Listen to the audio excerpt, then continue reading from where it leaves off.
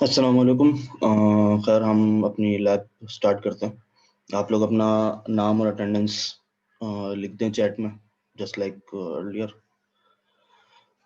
अच्छा, खैर ये जो आपकी लैब है, ये है इंजीनियरिंग ड्राइंग की। किसी को कुछ आइडिया है कि क्या लैब है, या इसमें क्या हो सकता है या क्या होना चाहिए?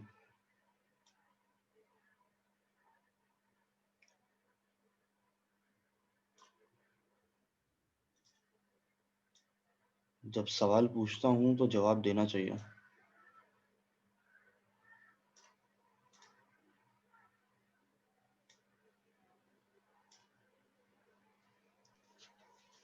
Yes sir.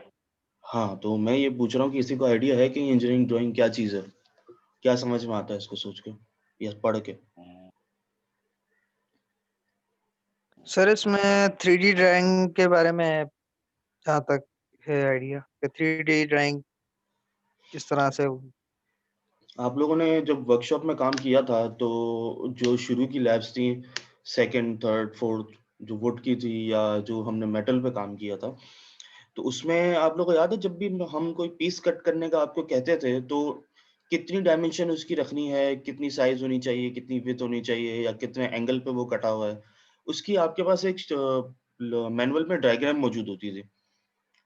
वो डायग्राम यस सर। एक्चुअली हाँ, वो डायग्राम एक्चुअली इस तरह के सॉफ्टवेयर पे बनाई जाती है। अब होता क्या है कि हम जस्ट सपोज़ मैंने एक छोटा-सा बॉक्स बनाना है, स्क्वायर शेप।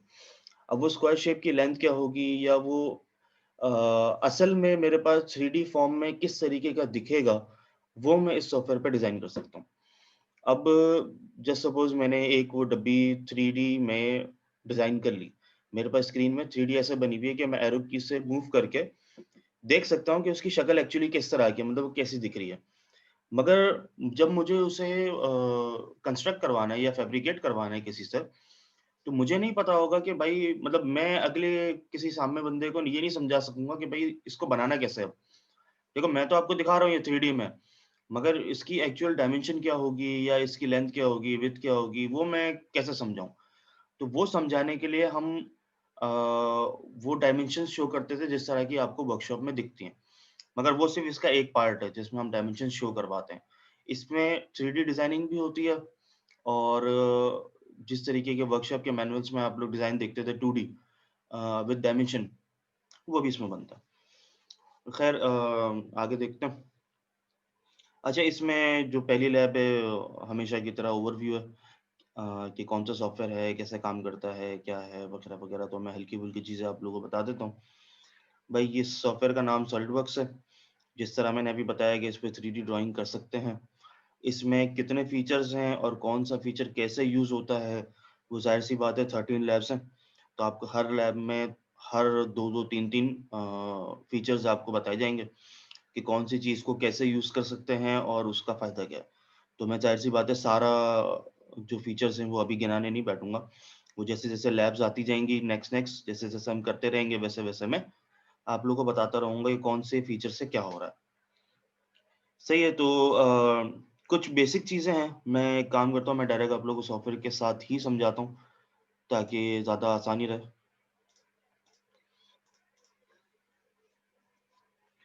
अच्छा, ये सॉलिडवर्क्स की स्क्रीन सबको दिख रही है? Yes sir.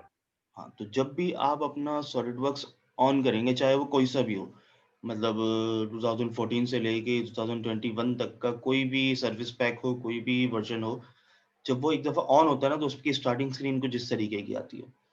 अच्छा, इसमें अब 3 चीज़ें होती हैं, या तो मैं कोई पार्ट डिज़ाइन करूँ, जस्ट सपोज़ मैंने एक बॉक्स बनाना था, जो मैं अभी बात कर रहा था। अच्छा, वो बॉक्स जो है, वो चारों साइड से और बॉटम से तो पैक हो जाता है, मगर ऊपर वाला जो पार्ट है ना, वो किसी हिंज के थ्रू बंद और मैं खोल और बंद कर सकता हूँ। तो अब टोटल मेरे पास कितने पीसेस हो गए? मतलब वो 4 मेरी बाउंड्रीज़ हो गई, एक बॉटम वाला पीस हो गया और एक टॉप वाला पीस हो गया। टोटल मेरे पास 6 चीज़ें हो गई, 6 चीज़ें हो गई, 6 बाउंड्रीज़ हो गई जिनको मैंने आपस में जोड़ना है। तो अब क्या होता है कि जब मैंने वो 6 चीज़ें अलग-अलग बनानी है ना, तो वो मैं 6 पार्ट्स अलग-अलग बनाता हूँ। तो जब मैंने वो चीज़ बनानी है, तो उसको मैं एक हिस्से को मैं एक पार्ट कहूँगा। तो ज़ाहिर-सी बात है जब मैं पार्ट कह रहा हूँ तो मैं पार्ट वाले इस ऑप्शन में जाऊँगा और मैं वो 6 बार अलग-अलग चीज़ें बनाऊँगा। मतलब पहली दफ़ा मैंने पार्ट में क्लिक किया, मैंने जो भी मैंने स्क्वायर पीस बनाना था वो मैंने स्क्वायर पीस बनाया, उसको सेव कर दिया। देन मैंने दोबारा इस पार्ट पे गया, मैंने अगला जो वॉल बनानी थी, अगली वॉल बनाई। ज़ाहिर है हर वॉल में कोई ना कोई सजावट के तौर पे मैंने 2-3 होल किए हुए थे, वो अपनी मर्ज़ी से कहीं पे भी किए हुए थे, तो हर हर पार्ट अलग-अलग है। तो सेकंड पार्ट बन गया, सेकंड पार्ट को मैंने सेव करवा दिया। सेकंड पार्ट सेव होने के बाद मैंने दोबारा तीसरे पार्ट के लिए गया, तो फिर मुझे पार्ट बनाना पड़ेगा। तो कहने का मकसद है कि मुझे जब 6 पार्ट्स को बनाना है, तो मैं 6 दफ़ा इस पार्ट के ऑप्शन में जाऊँगा और वो 6 अलग-अलग पीस बना के सेव कर लूँगा। अब वो 6 पीस अलग-अलग बन गए, फिर क्या करना है? मुझे इन सबको जोड़ना भी था, तो उन सबको जोड़ने के लिए असेंबली वाला ऑप्शन यूज़ होता है। अच्छा ये मैं करना बताऊँगा, अभी मैं सिर्फ़ डिफ़ाइन कर रहा हूँ कि ये ऑप्शंस करते क्या हैं क्योंकि ये बेसिक वो है, इंट्रो है। तो अच्छा असेंबली पे जब मैं आया तो असेंबली पे मुझे ये फ़ायदा है कि मैं उन 6 के 6 पीसेस को आपस में जोड़ सकता हूँ और वो जुड़ने के बाद जो मैंने कहा ना कि टॉप वाला पीस हिंज के थ्रू अटका हुआ है, तो वो हिंज के साथ मूव किस तरीके से होगा वो भी मैं असेंबली में शो करवा सकता हूँ। मतलब मैं मूवमेंट्स भी कर सकता हूँ, मैं उन मूवमेंट्स की वीडियो रिकॉर्डिंग भी कर सकता हूँ इसके अंदर इस सॉफ्टवेयर के अंदर। अच्छा ये वीडियो रिकॉर्डिंग वाला जो फीचर है ये 2016 के बाद का है। तो अगर इसमें ज़ाहिर है इसमें तो होगा ही, तो अगर किसी के पास नहीं हो तो टेंशन नहीं लेना क्योंकि ये 16 के बाद आया था। तो मैं वो भी अगर होगा तो वो भी दिखा देंगे मगर असेंबली में ये है कि उन जो 6 पार्ट्स मैंने बनाए थे उन सबको मैंने असेंबल कर दिया। देन इन द एंड मेरे पास ड्राइंग का आता है।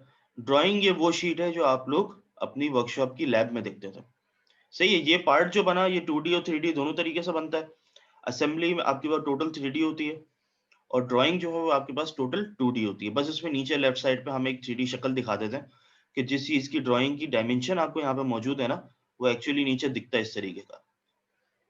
सही है, मैं कुछ एग्ज़ाम्पल्स आप लोगों को दिखा दूँगा थोड़ी देर में, तो उसकी टेंशन नहीं लो। तो पहला जो ख़ैर इसका आप लोगों की लैब का टास्क है, मैंने आई गेस आप लोगों को लैब सेंड भी नहीं की है। मैं लैब एक ओवरव्यू दे देता हूँ। ये मेरे पास पार्ट वाला ऑप्शन खुला हुआ है। देन इसमें कुछ स्टेप्स बताए हुए हैं, मैं स्टेप आप लोगों को बता दूँगा। ये 2-3 हिंट्स हैं मतलब सॉरी 2-3 प्रिकॉशंस हैं जो हमने लेनी होती है, वो भी बता देता हूँ। मैं एक्चुअली पार्ट दिखाता हूँ जो हमने बनाना होगा। हाँ, तो ये कह रहे हैं कि भाई आप सबसे पहला ये वाला एक शेप बनाएँगे और ये पूरा 2D है। ये अभी हम पहली जो लैब है वो आपकी टोटल 2D है, वो 3D पे नहीं है। सो हमने एक ये शेप बना के चेक करना है कि ये एक्चुअली बनता कैसे है और कौन-कौन से स्टेप्स फॉलो करने पड़ेंगे और क्या-क्या फीचर्स यूज़ होंगे। देन आपके पास एक ये पार्ट बनाना। सही, तो पहला जो आपका रूल होता है, मैं सबसे पहले पार्ट में मैंने क्लिक कर दिया। मेरे पास एक स्क्रीन ओपन होगी, जिस पे मैं अपने किसी भी पार्ट की डिज़ाइनिंग कर सकता हूँ। हैवी सॉफ्टवेयर है तो थोड़ी-सी लोडिंग लेता है।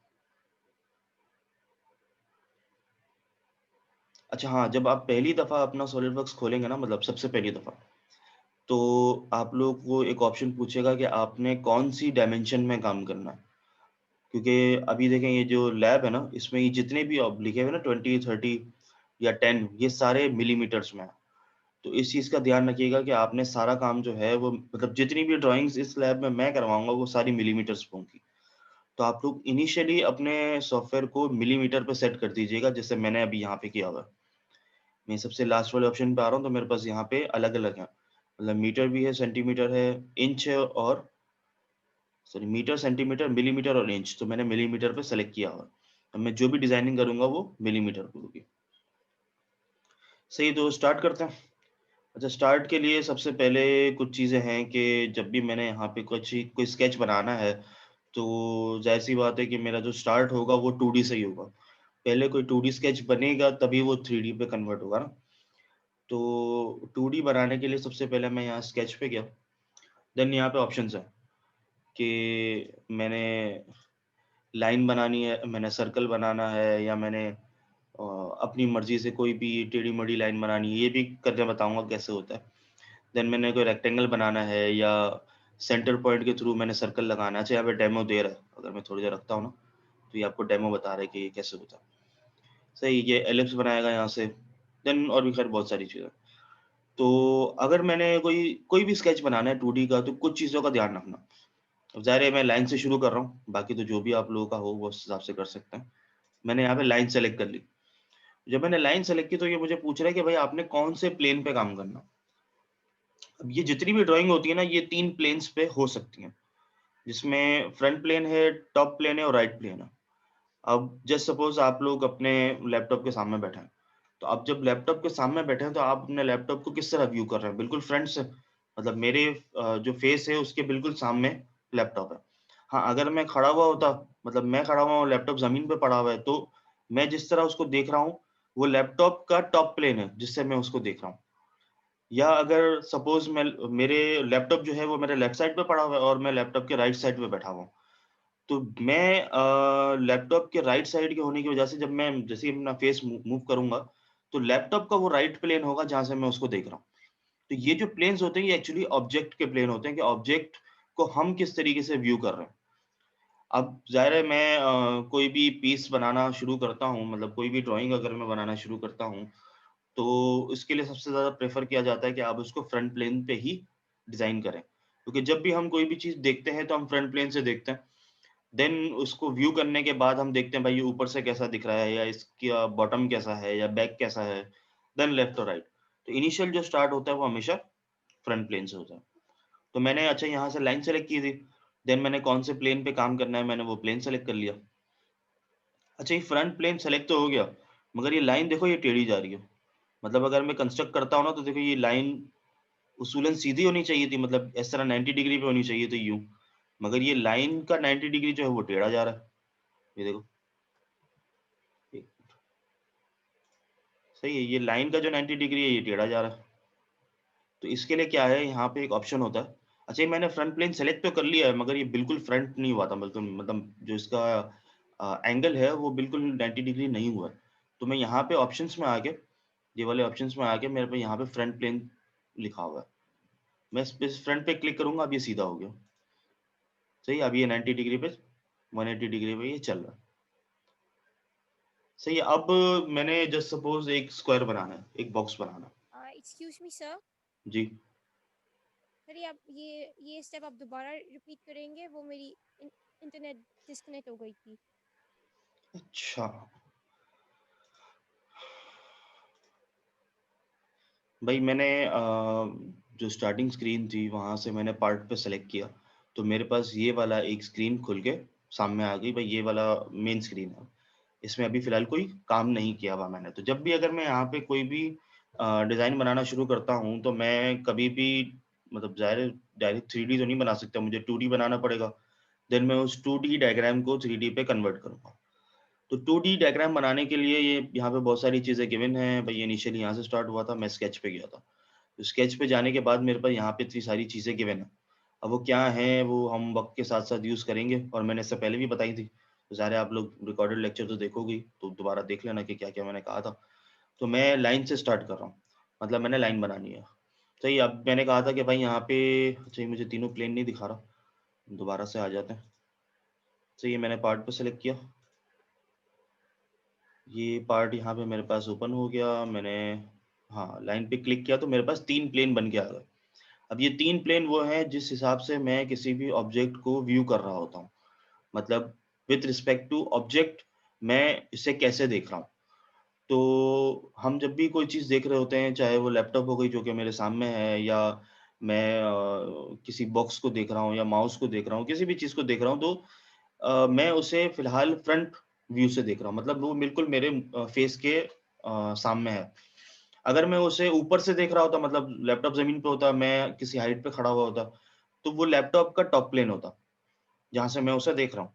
या अगर लैपटॉप मेरे लेफ्ट साइड पे है और मैं राइट साइड पे बैठा हुआ हूँ, तो वो लैपटॉप की राइट साइड पे एक्चुअली सॉरी लैपटॉप का जो राइट साइड है, उस एंगल से मैं उसको व्यू कर रहा हूँ। तो उस हिसाब से ये 3 जो हैं वो बेसिक व्यूज़ होते हैं जिसके थ्रू हम किसी भी ड्राइंग को बनाते हैं। तो हमारे यहाँ पे मतलब जब भी अगर कोई ड्राइंग बनाई जाए तो उसे प्रेफ़र किया जाता है कि हम उसे फ्रंट प्लेन पे बनाएँ, क्योंकि मैं कोई भी चीज़ देखता हूँ तो मैं फ्रंट से देखता हूँ। देन मैं उसके बारे में सोचता हूँ कि वो ऊपर से किस तरह दिख रही है या नीचे से कैसी है, पीछे से या लेफ्ट और राइट साइड से वो किस तरीके की है।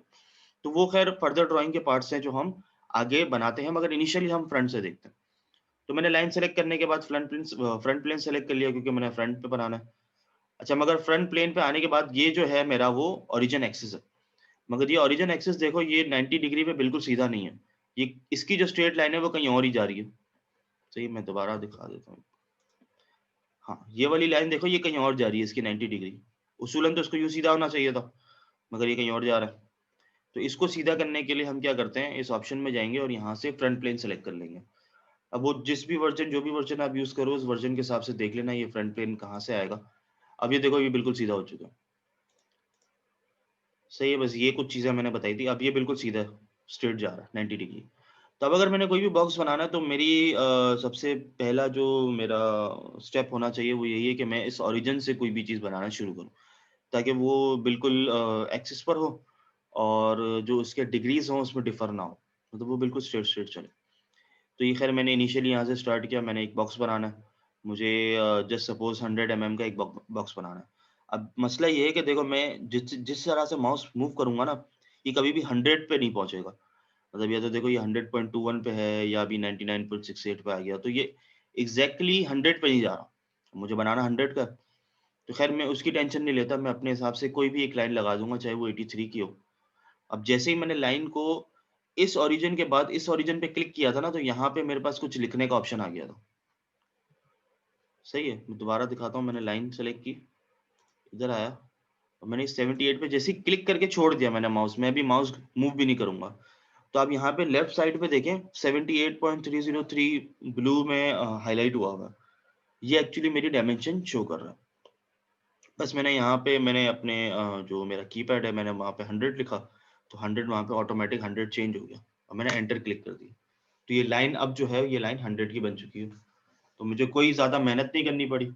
मैंने किसी भी डायमेंशन पे इसको लाके रोका और वहाँ पे अपनी डायमेंशन चेंज कर ली, उस हिसाब से ये लाइन बन गई। और ये जो मेरा जो लाइन में कंस्ट्रक्ट कर रहा था वो मेरा कंटिन्यू चल रहा है। अच्छा, इसका एक फ़ायदा ये है कि एक मिनट, हाँ, जब मैं पहली लाइन बना लेता हूँ ना, तो सेकंड लाइन बनाने के लिए अब हमें क्या चाहिए होता है, भई ये लाइन स्ट्रेट जा रही है, नहीं जा रही। मतलब हम ये चाहते हैं ना कि कोई भी लाइन बनाए वो 90 डिग्री पे हो या 270 डिग्री पे हो, मतलब हो बिल्कुल स्ट्रेट लाइन। अ, मेरी जो फर्स्ट लाइन बनी हुई है, सेकंड लाइन जो है वो बिल्कुल 90 डिग्री एंगल पे बन रही हो। तब उसके लिए क्या किया जाए, मतलब मुझे कैसे पता चलेगा वो 90 पे बन रही है या नहीं बन रही? तो इसका फ़ायदा ये है कि भाई मैंने अपने जस्ट सपोज़ मैंने ये लास्ट पॉइंट पे क्लिक किया। तो लास्ट पॉइंट पे क्लिक करके जब मैं इसको स्ट्रेट लेके जा रहा हूँ ना, तो मुझे ये 14.3 जो आ रहा है, ये जो सबसे पहला जो ऑप्शन आ रहा है, ये है मेरा लेंथ मेरी इस लाइन की।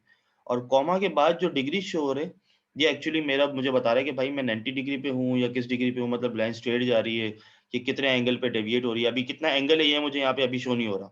मगर ये देखो ये जिस तरह मैं मूव कर रहा हूँ ना, 22, 25 लिखा हुआ आ रहा है। तो फिर से अगर आप लोग लेफ्ट साइड पे देखें, ये वाले ऑप्शन पे, तो यहाँ पे मुझे डिग्रीज़ भी बता रहा है कि अब मैं कितने डिग्री पर हूँ। अगर 90 डिग्री पे है तो डायरेक्ट यहीं पे शो कर देगा, बिल्कुल सामने कि भाई 90 डिग्री है। मगर अगर ये मैं चेंज कर रहा हूँ ना, किसी दूसरे एंगल पे हूँ, तो अब यहाँ पे देखो 319.6415 समथिंग कुछ भी लिखा हुआ आ रहा है। तो ये एक्चुअली मेरा एंगल है अभी। अभी एंगल चेंज हो सकता है, किसी भी जगह पे चले जाओ, तो एंगल चेंज होगा। सही, मैंने बॉक्स बनाना था, तो मैं यहाँ पे आया, मैंने इसको भी यहीं पे भी 65 पे लीव कर दिया। वहाँ पे हाइलाइट हुआ हुआ है, मैंने कुछ नहीं छेड़ना। मैंने बस कीपैड पे जाके अपनी वैल्यू लिख देनी है, जिस वैल्यू का मैंने लाइन बनानी है। सही, ये लाइन बन गई, सेकंड लाइन वही कंटीन्यूअस चल रही होती है। अब मुझे देखो दो दफ़ा मैंने 100 लिख दिया, मुझे स्क्वायर बनाना था। स्क्वायर में ज़ाहिर है सारे जो लेंथ्स होती हैं वो 100 की होती हैं। अब मैंने 2 लाइनें बना ली ना, तो मुझे तीसरी और चौथी पे नंबर लिखने की ज़रूरत नहीं पड़ेगी। मैं यहाँ से आया था, मैंने अपनी लाइन यहाँ तक एक्सटेंड की, 100 पे ऑटोमेटिक इसने ऊपर वाली लाइन से अपने आप को मैच कर लिया। मैंने यहाँ पे एक क्लिक किया एंड देन मैंने यहाँ पे एक क्लिक किया। तो ये बिल्कुल सिंपली एक बॉक्स बन गया। मैंने यहाँ से इसको टिक कर दिया, ये बॉक्स यहाँ पे रेडी है। सही है, इसमें किसी को कोई मसला? या एरो कीज से मैं मूव कर सकता हूँ। अगर उसको दोबारा उस शक्ल पे लाना हो जहाँ पे बनाया था, जस्ट यहाँ पे गए, फ्रंट प्लेन पे क्लिक किया, दोबारा आ गया। स्क्रॉल से ये ज़ूम इन ज़ूम आउट होता है। सही है, ये एक पीस मैंने बॉक्स बना लिया, बिल्कुल सिंपल। कि मैं अगर अभी ये पहली लैब 2D पर ही है, तो 2D पर ही ध्यान दो, ज़्यादा आगे नहीं बढ़ते। अच्छा, इसमें एक चीज़ और बता देता हूँ, मैंने अब ये चीज़ बना ली। अब अगर मैं इस पे क्लिक करूँगा ना इस लाइन पर, तो मुझे पता चलेगा हाँ भाई ये 100 की लाइन है। मैं इस लाइन पे क्लिक करूँगा तो मुझे बताएगा हाँ भाई ये 100 की लाइन है। मगर जस्ट सपोज़ मैंने ये क्लिक करना ही नहीं चाहता, मैंने बस ऐसा बॉक्स बना के किसी को देना है, तो मुझे कैसे पता चलेगा इसकी लेंथ क्या है, या मैं किसी और को कैसे बताऊँगा कि इसकी लेंथ क्या है? तो उसके लिए यहाँ पे यूज़ होता है ये स्मार्ट डायमेंशन। हम इस लाइन पे क्लिक करेंगे, थोड़ा-सा एक्सटेंड करेंगे, 100 लिखा हुआ आ गया। इस लाइन पे क्लिक करेंगे, एक मिनट इसको टिक नहीं किया। हाँ, इस लाइन पे क्लिक करेंगे, इसको एक्सटेंड करेंगे, ये 100 लिखा हुआ आ गया। सही, ऐसे ही कि बाकी लाइन्स पे भी मैं कर सकता हूँ। अच्छा, इसमें हाँ, एक चीज़ ये होती है कि मैंने एक बॉक्स बनाया, अब वो बॉक्स की जो है वो सारे साइज़ेज़ जो है ना वो सेम है। मतलब यहाँ से भी 100 है, ये भी 100 है, ये भी 100 है, ये भी 100 है। तो किसी भी अगले बंदे को अगर मैं इस पहले वाले 100 की पिक्चर और सेकंड वाले 100 की पिक्चर भेजूँ, तो कॉमन सेंस है कि अगर ये 100 है तो सामने वाला भी 100 होगा क्योंकि सेम बना हुआ है। अगर ये 100 है तो ये भी 100 होगा। तो अगर मैं यहाँ पे तीसरी लाइन पे भी 100 शो करूँ तो समझो एक फ़ुज़ूल चीज़ है। एक्सेसिव चीज़ मैं बना रहा हूँ जिसकी कोई नीड नहीं थी। मतलब मैं इसको नहीं बना के अपनी कोई जगह कंज़्यूम कर सकता हूँ किसी और पार्ट के लिए। तो ये एक्सेसिव चीज़ जो है, हम अपनी ड्राइंग में कभी भी शो नहीं करते। मतलब अगर मैंने एक ट्रायंगल बनाया है और ट्रायंगल की तीनों साइज़ेज़ सेम है, तो मैं अगर किसी 1 या 2 की भी शो कर दूँ ना तो मेरे लिए काफ़ी है, कि भाई ये 2 की जो साइज़ेज़ थी वो ये थी और तीसरे वाले की मुझे बताना ज़रूरी नहीं है क्योंकि तीनों की साइज़ेज़ सेम है। मैं नीचे नोट में मेंशन कर सकता हूँ कि मैं 1 की डायमेंशन आपको बता रहा हूँ और 1 जो है वो बाकी 2 की तरह इक्विवेलेंट है, सेम है। इनकी डायमेंशंस में फ़र्क नहीं है। तो मैं बार-बार मुझे मेंशन करने की ज़रूरत नहीं है। वो आप लोगों को ख़ैर आगे पता चलेगा कि मैं ऐसा क्यों कह रहा हूँ क्योंकि बाद में ऐसी भी डायग्राम्स आती है जिसमें ऑलमोस्ट काफ़ी हद तक जो है वो वैल्यू सेम होती हैं, या ऐसा भी होता है कि जब हम ये ड्राइंग शीट बनाते हैं, तब हम इसमें फ्रंट और बैक और बाकी जो पोज़ीशंस होती हैं, उनकी भी स्क्रीनशॉट्स देते हैं। मतलब उनकी भी इमेजेस हम शो करवाते हैं।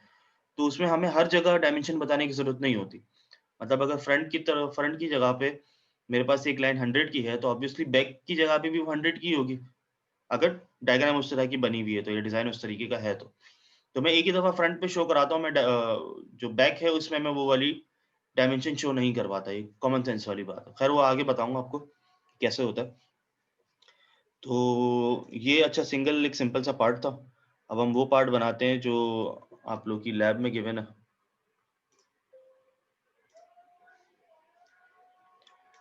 अच्छा, इसमें मेरे पास ये 2 हाँ।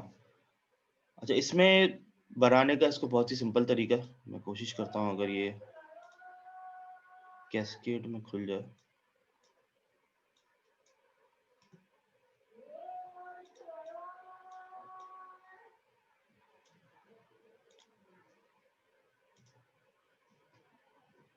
सही है, मेरे पास ये एक पार्ट की मैंने जगह खोल दी फिलहाल। अच्छा, यहाँ पे जो आपके पास लेफ्ट साइड पे जो सारी चीज़ें आ रही थी ना जब मैं बना रहा था, तो ये हमारा वो पैनल कहलाता है जहाँ पे हम अपनी डिज़ाइंड चीज़ों की एडिटिंग कर सकते हैं। सही है। अच्छा, मैंने फिर से एक लाइन सेलेक्ट की है, मुझे ये चीज़ बनानी है। मैंने लाइन से अच्छा, मुझे लाइन सेलेक्ट करने की भी ज़रूरत नहीं है। एक कॉमन सेंस है कि अगर मैंने ये चीज़ बनानी है तो कोई मुझे बता सकते हैं मेरा इनिशियल स्टेप क्या होना चाहिए? मतलब मैं लाइन से नहीं बनाऊँ, मैं किस और चीज़ से बना सकता हूँ? कोई बता सकता है? सर रेक्टेंगल पे? हाँ, रेक्टेंगल क्यों? सर वो जो आउटर बॉक्स है उसका रेक्टेंगल में है ना? हाँ, उसका रेक्टेंगल मुझे मेरे पास 100 शो हो रहा है और यहाँ पे 50 शो हो रहा है। तो मैं जस्ट यहाँ से एक रेक्टेंगल पिक करके फ्रंट पैनल पे जाऊँगा। फ्रंट पैनल पे जाने के बाद मैंने दोबारा इसको फ्रंट किया, मुझे सेट करना था। मैंने अपने इस ओरिजिन से लेके एक रेक्टेंगल बनाया। सही है, रेक्टेंगल बनाने के बाद इसको डन कर दिया है। अब मुझे इसकी डायमेंशंस चेंज करनी है। 1 मिनट।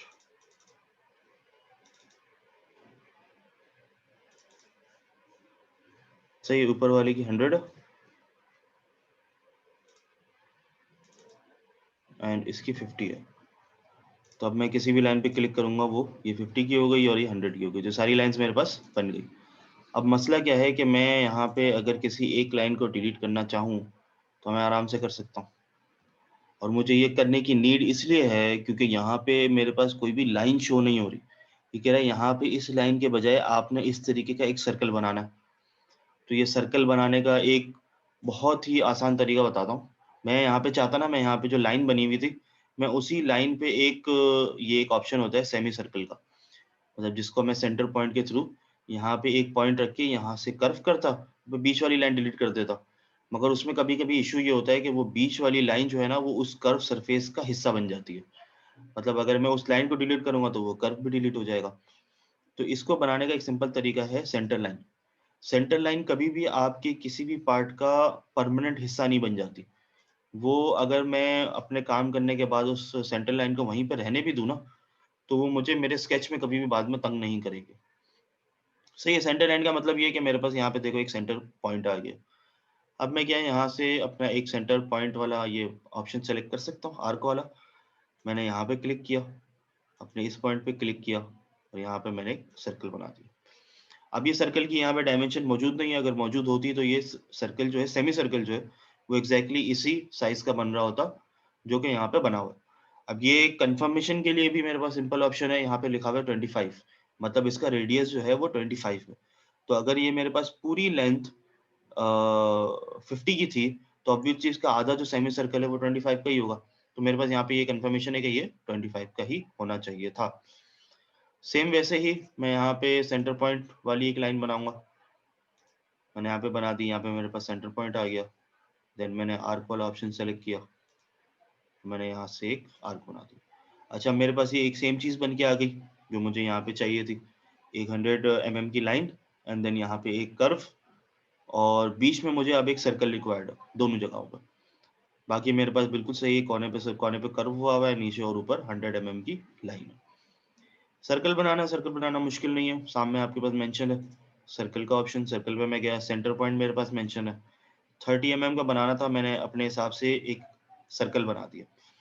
अच्छा, यहाँ पे लेफ्ट साइड पे अगर आप लोग वर्ड की उसमें देखोगे ना, वर्ड की डायग्राम में, तो वहां पे आपके पास 30 जो लिखा हुआ है वो एक्चुअली उसका डायमीटर है। अभी आप सबको पता है कि डायमीटर जो है वो इस फाई के एंगल से शो होता है और रेडियस जो है वो आर से शो होता है। अब यहाँ पे फाई लिखा हुआ है, मतलब ये इसका डायमीटर है। मगर जब मैं सॉलिडवर्क्स में आता हूँ तो सॉलिडवर्क्स में आप जो ये लास्ट ऑप्शन देखेंगे लेफ्ट साइड पे, जिसमें 18.0309 लिखा हुआ है, इस पे एक एरो लगा के जो आउटर सरफेस है उसकी तरफ ऑप्शन जा रहा है। मतलब इसका सिंपल तरीका है कि ये मुझे शो कर रहा है कि ये रेडियस है। अगर ये डायमीटर होता तो ये मेरे पास अभी पूरा सर्कल बना हुआ होता और उसमें एक एरो बना होता टू साइडेड का। अब ये सिंगल एरो है और सिंगल सरफेस है, मतलब ये रेडियस है।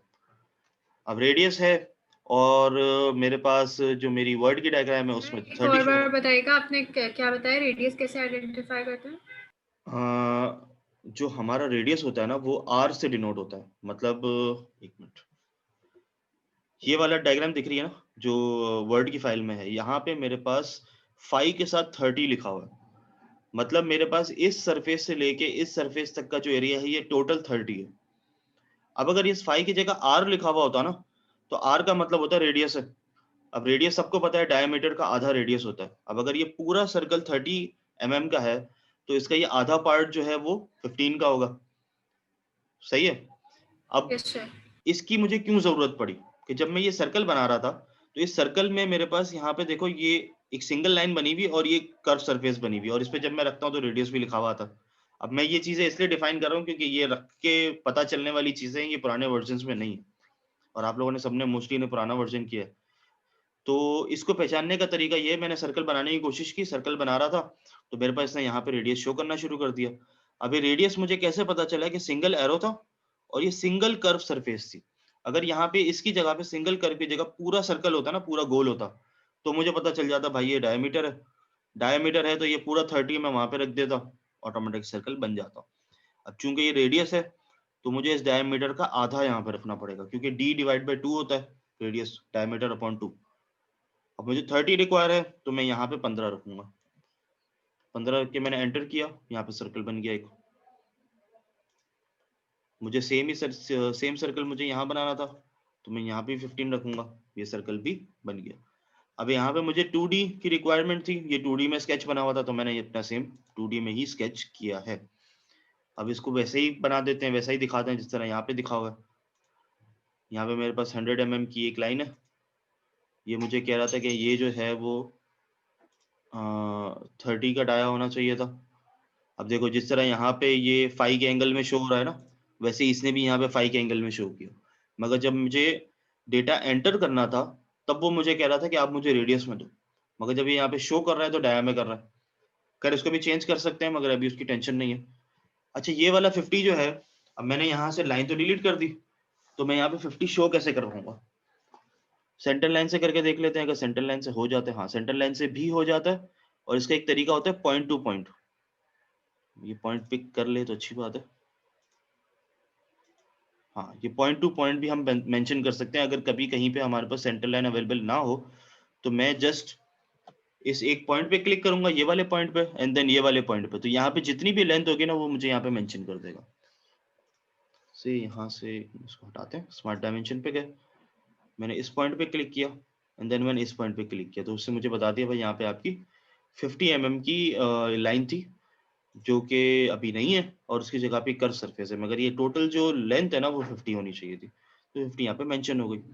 काम होने के बाद हम चाहें तो अपना ये सेंटर लाइन हटा सकते हैं, नहीं भी हटाएं तो ये कभी बाद में डिस्टर्ब नहीं करती, मतलब मेरे पूरे स्केच में आगे किसी भी स्टेप में ये कभी भी तंग नहीं करेगी, मतलब कभी भी इंटरफेयर नहीं करती कहीं पे भी, जिस तरह बाकी लाइंस करती हैं ये नहीं करेगी। सही है, तो ये वाले स्केच में किसी को कोई मसला नहीं समझ में आई हो कोई चीज?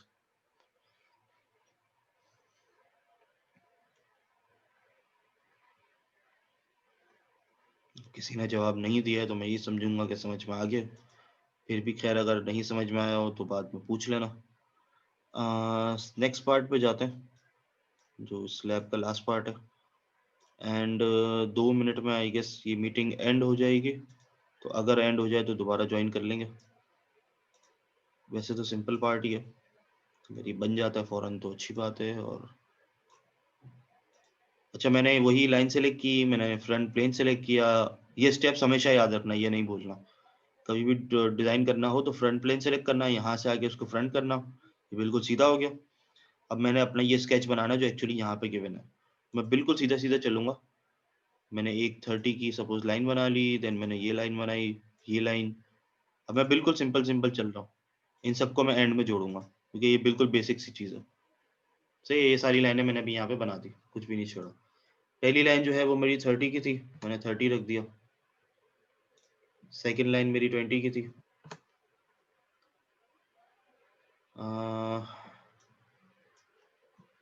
अच्छा कुछ मैं डायमेंशन यहाँ पे मेंशन नहीं है। अब ये वाली 20 की है तो आई गेस 30 और यहाँ से 10। अच्छा अब इसको थोड़ा सी मेहनत करोगे ना तो समझ में आ जाएगा कि ये किस तरीके से हो रहा है। देखो पहली लाइन यहाँ पे 30 की है, अब यहाँ पे ये वाली डायमेंशन मिसिंग है। अगर ये 30 की है और ये वाली लाइन 20 की है तो ये जो गैप बच रहा है ये एक्चुअली 10 का होगा। अगर ये 10 का है और ये टोटल 30 है तो 10 में 30 में से अगर 10 ये वाला गैप माइनस कर दिया तो 20 बचा, तो एक्चुअली मेरे पास ये वाली जो लेंथ है ये भी 20 की हुई। सही है, इसके अलावा क्या है मेरे पास, ये वाली जो टोटल लेंथ है वो 20 की थी, और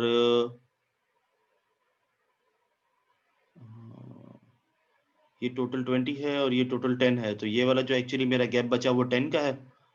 10 और 20 में से 10 को माइनस किया तो फिर मेरे पास यहाँ पे 10 बचा। ये थोड़ी सी कैलकुलेशन है, खुद से एक दफा करोगे तो समझ में आ जाएगा कि कैसे हो रही है।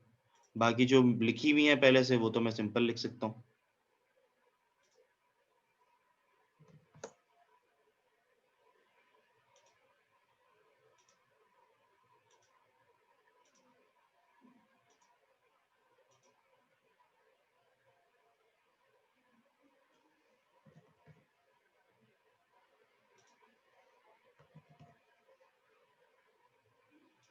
से इन दी एंड मेरे पास एक लाइन बची 10 की।